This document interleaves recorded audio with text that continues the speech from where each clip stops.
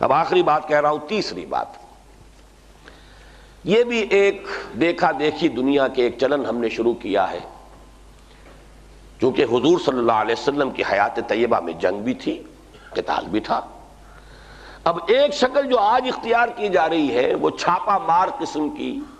یا جسے آپ کہتے ہیں ٹیررسٹ ٹائپ آف ایکٹیویٹی، اور وہ اسلامی تحریکیں اختیار کر رہی ہیں، اگرچہ کر رہی ہیں تشدد کے جواب میں۔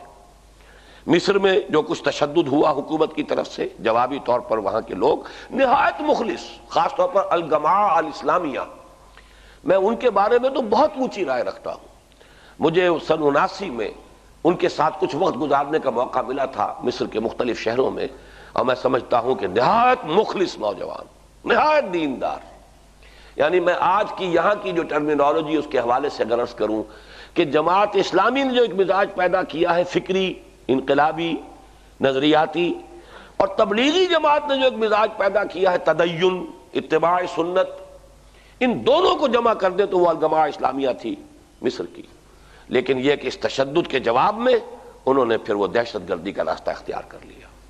اسی طریقے سے الجزائر میں الیکشن کے راستے سے بات ہو رہی تھی، اور کیوں ہو رہی تھی اچھی طرح سمجھ لیجئے، آپ اپنے ملک پر کبھی قیاس نہ کر لیجئے اس پر۔ چونکہ الجزائر میں آزاد ہونے کے بعد وہاں سوشلسٹ نظام قائم ہوا، جاگیرداریاں ختم، لہذا وہ رکاوٹ وہاں نہیں ہے جو یہاں موجود ہے۔